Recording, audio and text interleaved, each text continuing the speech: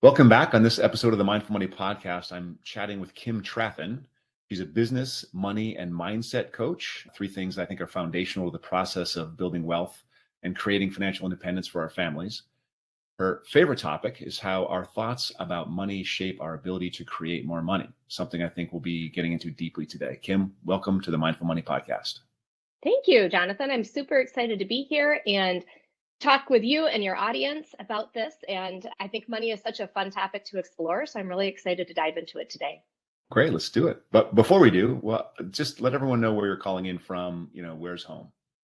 Yeah, thanks. I am in Michigan near the Grand Rapids area. So I'm currently seeing snow on the ground as we record this right now. And I'm looking forward to warmer weather soon. I had a buddy of mine who lived in Bemidji, Wisconsin, I think.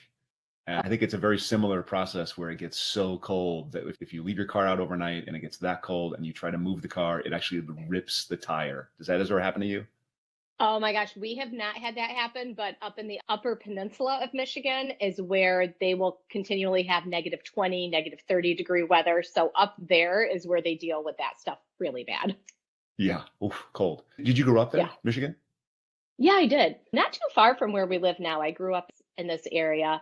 And it's, this is the time of year when Michigan is the hardest. And then we remind ourselves every summer, this is why we live in Michigan, when we have the Great Lakes and it's beautiful in the summertime, but we endure some harsh conditions in the winter months. No question. When you were growing up, what did you learn about money, entrepreneurship? Did your parents sort of give you education in this topic, or did you learn it on your own?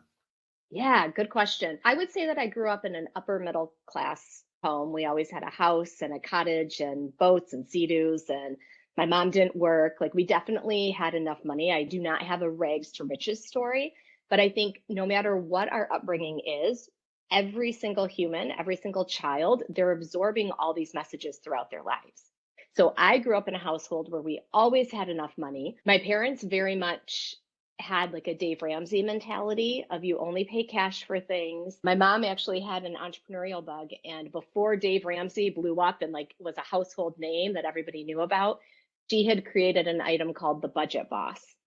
And it was a folder system where you would take your cash out and you would put it in these plastic envelopes and you'd write down like, here's my gas budget, here's my grocery budget, and you would only pay cash for things. We used to make jokes that she should get it into churches and the slogan could be Jesus saves and so should you. So these were for sale for a while. It ended up the business didn't get off the ground, but that was the mentality that I grew up with, that you don't access credit for things, you save until you have cash. But sometimes, right, we absorb messages about money that weren't specifically taught to us with intention. Like, those were lessons that were taught to me with intention.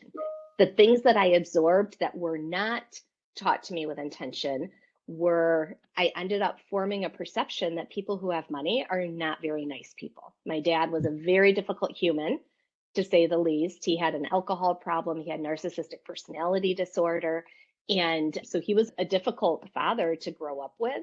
So what I found into my adulthood, and it took me a long time to recognize it, but I suddenly realized like, oh, saving is such an important part of being financially healthy, but I took it to an extreme where I actually made us live like we were poor and we would sock everything away so that I wouldn't see it, because I had this deep perception that, well, gosh, I might turn into a nasty person if I have access to all of this money. So I feel like maybe a little bit of it wasn't the rags to riches story, but it also wasn't like, oh, I just grew up around money and always had this great relationship with money. It was more like we grew up with more than enough money and I still formed a poor relationship with money.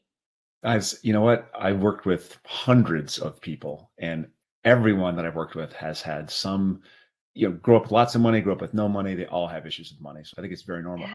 I want to actually, your mom, what was it called? The Budget Boss? Budget Boss. Budget Boss. Budget Boss, BOSS. So she's like the OG FI purveyor from like 40 years ago.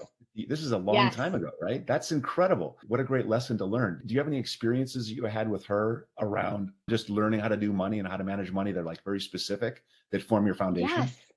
Yes. some of the things weren't necessarily that I was in the room, but stories that I heard of later. Like she was one of the first women at their bank in the 70s that got a credit card in her own name.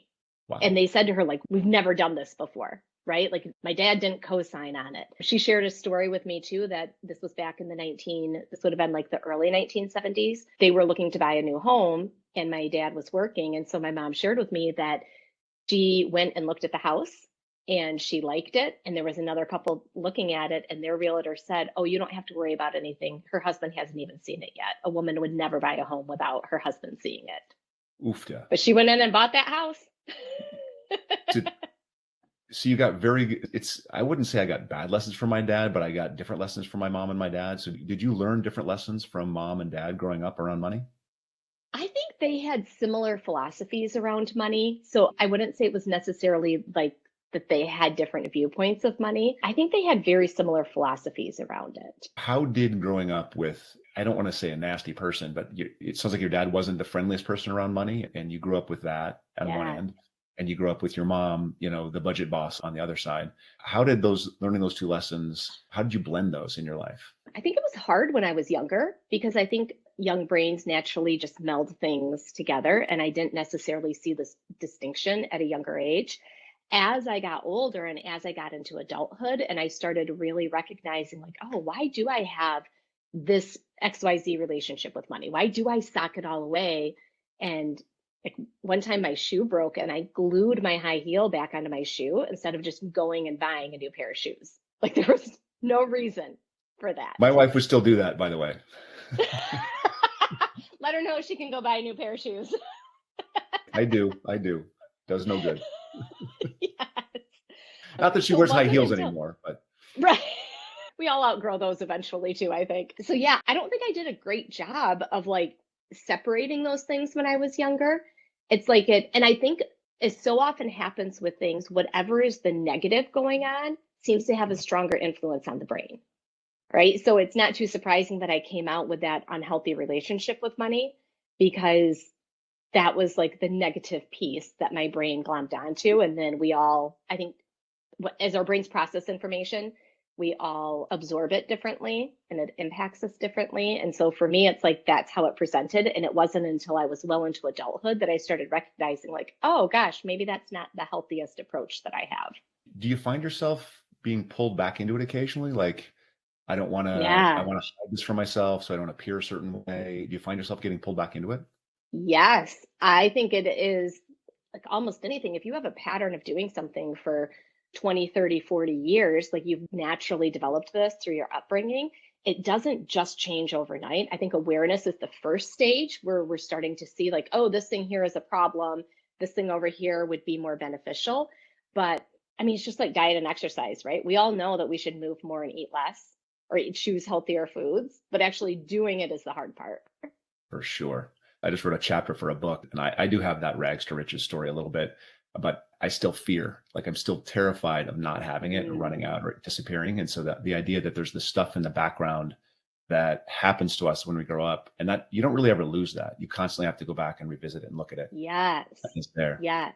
Just before we look at what you're doing as a business coach, what did you do before, and what made you want to start your own business? Ooh, good question. So in college, I was a stats major and an econ minor, and I ended up getting a job at a local actuarial consulting firm out of college. I spent about 6 to 7 years in the actuarial department as a pension analyst, running the reports on all of the pension plans, doing testing, things like that. And then I moved into our 401k department and spent about 6 years there as an administrator on 401k plans, some KSOPs, some ESOPs, different things like that. And I was really unhappy in that work. I was not cut out for it. It did not bring me joy. It was a job I could do. And through a tragedy, I had a friend that was murdered in an act of domestic violence. And going through that experience, I ended up becoming really connected with our local domestic violence shelter. I had thrown in partnership with one of my other friends. We created a large fundraising event, and the two of us raised about $5,500 for the local domestic violence shelter. And that kind of got the wheels turning where I realized how much I loved event planning, designing things. Like that was truly fun to me. The work that I did at the actuarial consulting firm, again, it was a great employer, but it didn't light me up. It didn't bring me all this joy. But through that series of events, I ended up working a part-time temporary job for the local domestic violence shelter, which then caught the eye of the actuarial firm, and they did not have a marketing department at that time. And so I ended up moving out of the 401k department and moving into a role of marketing. I became head of marketing for the actuarial firm. And I spent about 6 years. I was with the firm just shy, like 2 months shy of 20 years when I left the retirement plan industry and went full time into my own business. So at the time I launched my business, I had been working in marketing for several years at that point in time. And I really sat down and I thought, what would I love to be doing? Like, what would light my soul on fire? And being the former stats geek that I was, I sat down and I made a Venn diagram, and I had my skills on one side, my passions on the other, and I looked for the overlap. And because of the connection that I had with the domestic violence world, my top passion was supporting women, and my top marketable skill that I saw was my marketing knowledge. So when I first started my business, I think I even called myself a marketing coach, and I really focused on helping women learn how to market their businesses. And then it grew and evolved over that was 5 years ago now that I originally started my business, and it grew and evolved over that time. And I realized, like, wow, I'm actually just really good at helping people make money. I'm really good at helping them see kind of their limiting beliefs, things that are holding them back with their business, with money, with their time, with setting boundaries. And so throughout that work and working with more clients, I segued into this. Now, as you said, I call myself a business, money, and mindset coach. And I help a variety of small businesses scale their businesses to that next level. So I have a follow-up question that I want to dig into. So you mentioned that before our little technical difficulties, you had mentioned that you liked being an event planner, marketing person more than working in the accounting department. Surprise! Like I never would have thought that would be Shocking. Shocking. Shocking, I know. Shocking turn of events. Oh, wow. Yeah. I don't know that actuaries have joy. I mean, I say that, but I'm sure there's actuaries that are listening, Yes. and I feel bad, but it's not like the thing that would turn me on, right? It's not the most outgoing profession. I mean, the biggest joke was, everybody talks about how boring accountants are, and the biggest joke is that even accountants think actuaries are boring. I wasn't going to say it, but I'm glad you did. Yes. So why when you start business, why coaching, and specifically why business coaching? Yeah. So when I first sat down, I had a divine inspiration one night that I really didn't want to work for anybody else. I wanted to be an entrepreneur. I wanted to have that freedom lifestyle. I wanted to be able to make choices about how I spend my time, who I spend my time with, things like that. So I knew that I wanted to be an entrepreneur.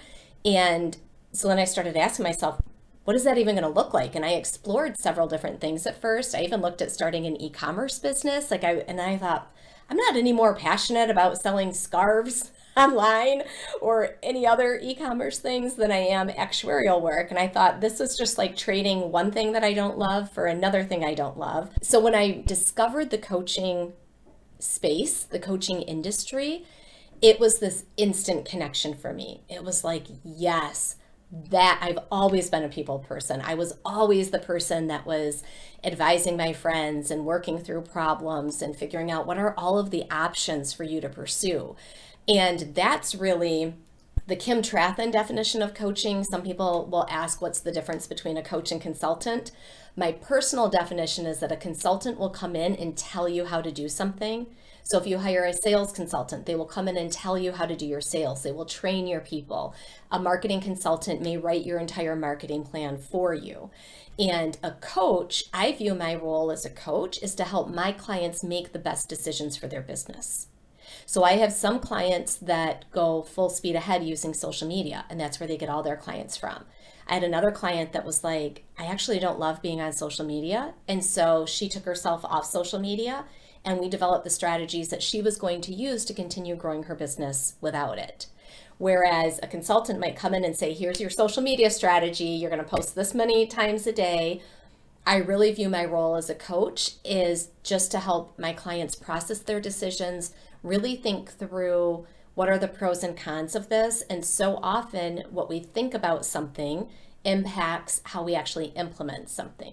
So we take a long look at, like my client who took herself off of social media. She was terrified to do it because she thought that's where all of her clients came from. And then we sat down and we were really looking at it. It's like, well, you have a huge following on your podcast. You have your email list. You have people approaching you to speak. You've spoken at universities, right? There was this whole area where she was growing relationships that had nothing to do with Facebook or Instagram, right? And so coaching was instantly aligned with who I naturally am and how I already viewed myself and what I already knew some of my personality strengths were for the industry. So it was, as soon as I found out about the coaching space, it was a no-brainer for me. And then the reason why it was in businesses was really because I just thought, how can I use my marketing skills to help women? That was my main goal in the beginning. And so coaching was such a natural, I literally on my Venn diagram, when I had the center, like here's the overlap, I had written down for myself, I could either help them figure out how they do their marketing, or I could do done for you services, right? I could have launched as a marketing consultant and done that. And then it came down to that question of joy for myself again. And I saw myself 10 years down the road. I thought, I don't want to be writing email funnels and campaigns and things like that 10 years from now. I can teach people how to do that. So I saw so much more growth with the coaching industry as opposed to becoming what I would have called like a marketing consultant. Do you think, or maybe let me ask it this way, do you help people that maybe are unsure that they want to start a business? I mean, what stage do you come in to coach them? It's looked a little bit different over the years that I've been coaching. Currently, I work with existing small business owners. And I'm very passionate about talking about women's rights and the disparity that still exists, financial disparity in the workplace. You know, far too few women receive the same level of funding for their businesses that male owners are given. But I don't only work with female business owners. I like to say I don't like to work with clients that are interested in serving the patriarchal views that I don't think help anybody, regardless of gender. But I work with all heart-led humans that have a purpose and a mission, and they want to make a bigger impact through their businesses. I'm just remembering, I don't know how old it was or how many years ago, but in the mid 70s, when your mother went in for the credit card and she did not request her husband to sign the cosign on it. I'm seeing you now sort of carrying the same torch in a different space. Yes. Do you see that lining up? Yes, 100%. And I think that the difference in times and the things that I got to witness, right? It's like taking it to that next level. I've been working for far too long. I will admit I need to just finish it up and get it out there, but I've been working on an article for quite some time. So I've been doing some research about like when women could apply for a credit card on their own. And I don't know if you're aware of this. I had not realized this in my years of working at the actuarial firm, but it wasn't until the mid 90s it made homemakers eligible for full IRA deductions. Oh yeah. Prior to the mid 90s, right? Again, women were put at a disadvantage because the majority of the homemakers were women, and now they haven't been able to save anything for retirement, right? And that was like 2 seconds ago in the scheme of history. Yep. I mean, I even think that the mid 80s, 1988 is when female entrepreneurs could request a business loan without having a male cosigner. I think of 1988 as basically 5 minutes ago. Yep. In the scheme of history. So the question is, do you have a daughter? Because you're not going to be alive long enough to carry it all the way through to the end. So you need to have another generation to finish the job, right? Well, so far I have 3 sons, and I don't see any more children in our future. There goes that. It's never going to finish. I have a niece, though. Okay. She has no idea what work lays ahead for her. Train her well. You know, yes. I want to pick on this idea of the importance of entrepreneurship really quick. So I was skiing last weekend with a buddy of mine who is super successful. And he was lamenting the fact that he wished he was a better investor because he was jealous of one of our friends who seems to be a great investor, who's uber wealthy. He's doing really, really well. All the guy's money was built through owning a business and running a business. It wasn't through investing. But the illusion that my buddy had was that he did it all by investing. So much of our culture's wealth is built by owning a business, running a business, starting a business, creating a business. And as you said, women were shut out of that for a long time. You can't get funding through a bank until 88. You can't really get, like, it's 2% or 3% of startups, when, female startups are funded by venture capital. It's not a huge percentage. No. So when you step into that space and you're coaching in that space, are you intentional about supporting women in really growing big businesses, not just the mom and pop, but a big business being really successful and driving, like, let's get some venture capital money in this, let's grow this thing. And then how does that process work? Yeah. Oh, I love this topic. I haven't personally worked with any business owners that have gone for the VC funding. What it looks like for most of my clients and the way that it shows up is that a lot of my clients are earlier stage entrepreneurs, but they have the vision of, right, like, I want to get this to $1 million a year business, right? They have these revenue goals that they want to hit. And where I see it coming in is that so many women, how we view money and how we view debt are one and the same in my mind. They're very integrated.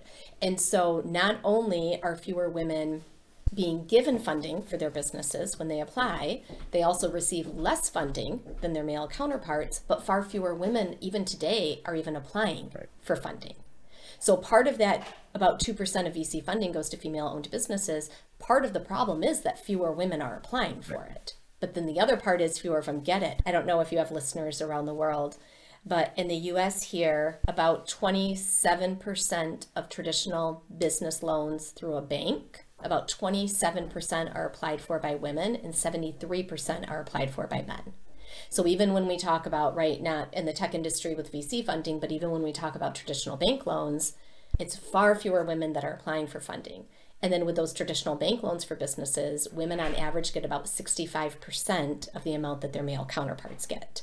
So it usually opens up quite a deeper conversation with my clients. I have many clients that try to start their businesses debt-free. Many of the women try to start debt-free, where men are leveraging that debt to grow their business. Women often tie some component of shame to it, of like, I failed if I can't start this debt-free, which is fascinating to me, because by and large, that is not how the male business owners are starting their businesses. By and large, men are like, okay, I'm going to start this business. The first thing I need to do is get funding for this, this, and this. Like, they just go get the funding first, where so many women are like, I need a successful business and I need to have all these things in place. And then if it gets to a point where I'm making hundreds of thousands of dollars, then I'll go get a loan so that I can scale beyond that. And it holds back their businesses. Yeah, early stage are difficult. Yes. Yeah. Yes. And then their businesses aren't growing at the rate that other entrepreneurs are, who either leverage that funding, or again, when we make these, and it's not true 100% of the time, but again, the numbers don't lie, more men apply for funding as business owners than women do. And when you think about in more modern businesses, that first mover advantage, that network effect, if you don't grow quickly out of the gate, you lose. You have to have something that's like fast out of the gate. And if you're reticent to borrow or take on an equity partner or take funding from somebody else because you want to protect it or grow it to a certain stage first, you end up growing, you almost, unintentionally, you end up growing slower and losing the race because you grow slower. Does that resonate? Yes. Huh. Oh, 100%. And I think it speaks volumes too when we talk about that women couldn't apply for their own business loan until 1988. It could have even been her adult son that could co-sign, right? Her 19-year-old son could have co-signed on the loan for her. And so when we talk about women who are maybe in their 30s or 40s, like I am, most of us did not grow up with seeing a mom as an entrepreneur. Right. Most women did not grow up, and if they were, it was very often the Mary Kay, the Tupperware. Right. And I'm not here to throw shade at any businesses, but they were starting them debt-free out of their basements. Yep. Right? Or they were asking their husbands for a few $100s. They were not going and taking out, the majority of them were not going and taking out bank loans to start that type of business. There were very few women that were accessing funding because, if we think about it, their only choice is where I have to convince a male relative to buy into my vision, my dream, and what I see possible, and have him co-sign on this, or I have to do it debt-free. My theory is that the majority of women did it debt-free when they wanted to, which again capped the growth that they saw in their businesses. But then again, they were raising sons and daughters who didn't see women getting funding. So then it just perpetuates it. So now these adult women are thinking that to do this, they need to go. And so many clients that I've had, it's like they think once they make XYZ dollars in their business, it might be 20,000, it might be 200,000. The number varies, but they have this number in mind where once I make this much, then everybody will see me as a real business owner, and then I can go and request funding, right? It might even be their spouse, right? Like once I hit this amount, then my husband will believe in me. Then this is a real business instead of I'm starting this business right now and here's what needs to happen. It's very, holds them back big time. If you had to, and I know that this is almost an impossible question, but if you had to say, 50% of that comes from a personal belief and 50% of that comes from a cultural, attribution, how much of that do you think is individuals who are trying to be smart and protect themselves? And how much of that is sort of a cultural overlay that says, hey, you need to not go for loans, or you don't know what you're doing, or that's needed it that way? It is almost, it's like the chicken and the egg, right? But I almost want to say that the societal views are what feed into the personal choices because, right, people in general, society is shamed for taking out really any type of debt, unless it's a mortgage, a car loan, or a student loan.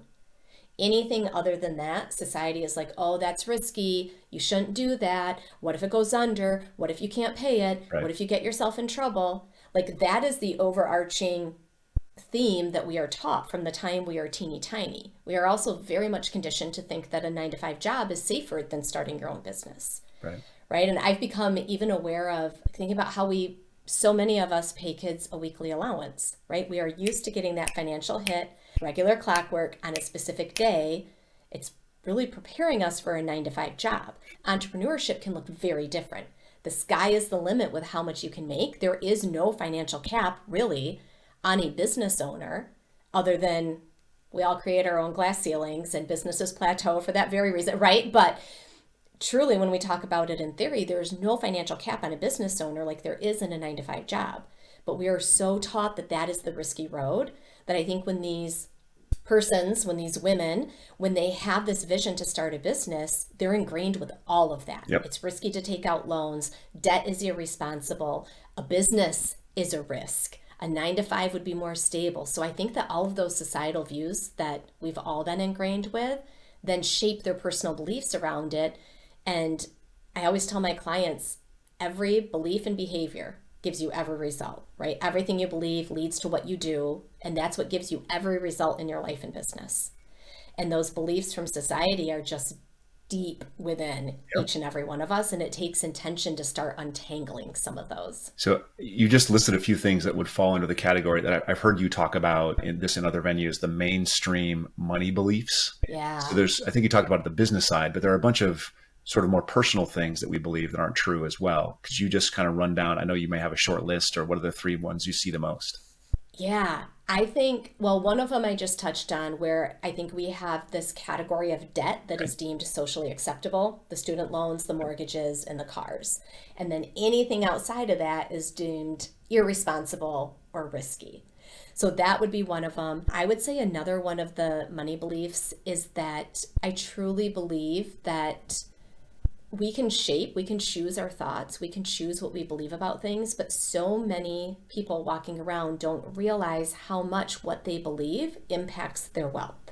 And the reason is because of what we're doing, right? So even for somebody that is in a 9-to-5 corporate job, they may be capping themselves because, and women are notorious for this, but there are men too, they may be capping themselves because they're not advocating for a raise. They're not going after promotions that they really would be qualified to do. Right? They're not bringing it up and saying, hey, I just did XYZ, or I just landed this client. I think I'm entitled to a raise. It's the sit and wait approach instead of advocating for yourself. And that comes into entrepreneurship and 9-to-5, right? It's these basic money beliefs that we are only entitled to have what we're given instead of going after more. What we want. And then I had a third one in my brain and I just derailed it. I would say too that the third big one is that there are all different forms of investing in your future that you can do. And so this is tied right in with the debt one. But when we're talking about launching our businesses, when we're talking about growing businesses, especially at the early stage, what I find too is that when entrepreneurs do use their personal funds to invest in their business, then they shame themselves for that. So it's like you're damned if you do, and oh, maybe we don't swear on this podcast. Or if you'd like. Damned if you do and you're damned if you don't, right? Like they carry too much shame to go get a business loan, but then they invest from their personal finances and they carry shame from that. Where really, if you think about being an investor in your own business, you can adopt that mentality and say, oh, I'm going to go out and get a bank loan, and this is investing in my business from this resource here. And then I'm also going to invest personal funds in, and then you can also pay yourself back, right? That's the goal with the business, is that it's profitable and you're paying these things off. I think that one of the things I've heard you say is that the 401k is not sacrosanct. And I just wanted to say, I've actually used my 401k to start a business. So that's something you're told not to do, but it's something that you do because you're investing in yourself. Like, do you want to own stocks and bonds, or do you want to invest in something that you can grow, that you can put your elbow grease into, that you can put your passion into and make grow even faster? Yes. That's the thing.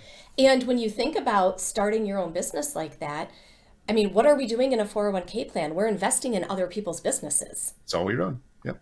Right? That's all we're doing. We're investing in other people's businesses. And when you invest in your own business, it's like, okay, do I want to put my money into this business over here? Or am I really willing to bet on myself? Right. Right. And I would argue that when you invest in yourself, you have way more control over what happens in that business than you do by investing in somebody else's business. I think that scares people. I think that's one of the things. I think it does terrifying. too. It's terrifying to say, I'm going to run my own show and I trust that I am going to run it well. That's very, very. Because think about if the market tanks and the 401k goes down, right? People, I'll make a big general, they love, oh man, the market went down and this did it and that did it. But if it's your own business, now it's like, oh, I did it. Yep. That was me. Yeah, I think we're getting close here because I know that you've got an appointment coming up, but Yes. I do want to ask everybody to really simplify advice for us. So let's pretend for a second that you're on the plane, someone sits down next to you. It's a woman who has a business and she just starts, peppering you with questions. What is one thing that you suggest that she should do that will actually improve her personal and financial outcomes? Love that. Number one tip that I would give is question every thought that goes through your brain and ask yourself, is this just a belief I'm holding, or is this provable in a court of law? Because just like two people can wake up to the same weather outside and one can look outside and say, oh my gosh, it's cloudy, it's gray, and it's rainy, what a terrible day. Somebody else can look outside and say, oh my gosh, it's cloudy, it's rainy, and it's gray. I'm going to go for a walk in the woods today. I'm going to take the kids out and we're going to go on the trails and we're going to explore, and this is going to be an adventure. And if it's not provable in a court of law, right? If it's a good day or a bad day, not provable in a court of law. That's just your opinion, and you have a choice and you get to choose that. Saying it's 60 degrees outside would be provable in a court of law. And if you start investigating every thought that comes through your brain and asking yourself, is this provable in a court of law, or is this something I'm choosing to believe? Because then you have the choice of changing that belief, and you will start doing things that scared you in your business. You will request funding. You will start making decisions that are going to move your business forward faster, because you no longer have the scapegoat of letting a belief that you could change and letting you treat it as though it was factually true, right? We stop being quite as scared because we can see what the options really are. I love it. That's the mindfulness answer. Put a space between the thought and the act, right? So that's one thing to do. We all swim in this soup of just craziness, and we're inundated with crap, usually people trying to sell us stuff. What's one thing that we may be focused on, or that this woman that you're sitting next to on the plane might be focused on, that you would say, you know what, just ignore that, let that. This is going to be the one that is easier said than done, but it's actually just stop doubting yourself. Just stop doubting yourself. When you believe your success is inevitable and that no matter what you're going to get there, the timeline is just, we don't know what the timeline for sure is, but stop doubting yourself and believe that you'll be successful. It's true. We are all our own worst enemies. Like, we all get in our own ways all the time. Yep. Yeah. I heard the quote once upon a time, and I can't remember the name of the book that it was in, but the author said, if you talk to your friends the way you talk to yourself, you probably wouldn't have any. True that, I'm right? like, oh, it's so true. Yep. So true. So just before we wrap up, I want to go personal, get back to personal really quick. What was the last thing you changed your mind about? What a great question. The last thing that I changed my mind about is I started offering my clients payment plans. Okay. I was not offering payment plans for a while. It was only pay in full. And I had a very specific set of reasons why it was pay in full. And then as I started looking at that, I thought, I know mentally where a lot of my clients are when we sign on together, and I work with my clients for a year. So it's a year-long contract, a year-long commitment. And I thought, I'm just going to offer payment plans that fit within that year capacity. We'll break it up into 4 or 5 payments for them. And then it's just coming out like quarterly, let's say. But that was a big change that I made in my business. I didn't offer payment plans for several years. Cool. I like that. So if you could get the truth about any single question, about your life or your future, what question would you ask? I would want to know exactly what date I will cross $1 million in my business. I'm just as impatient as everybody else, and the fact that I don't get to know the timeline drives me personally crazy. I love it. I love it. Tell us how people can connect with you, how people can find you on the net or wherever. I know that you're a big Instagram Wonderful. person. Yes. I'm on most of the social media channels. You can find me Instagram, Facebook, and LinkedIn using @KimTheBusinessCoach. That is the same that my website is kimthebusinesscoach.com, so they can find me there. I do also have a Facebook group for female entrepreneurs called the Ambitious Female Entrepreneur Society. There's about 4,000 or 5,000 women in there. And you can also find me on TikTok @KimTheBusinessCoach. So TikTok's a little bit more fun and not always business related, but I love to connect on all the platforms. Find me everywhere. Kim, thanks for being on the Mindful Money podcast. I'm going to make sure all that stuff in the show notes. Really appreciate your time. Wonderful. Thanks, Jonathan. This was fun. You bet.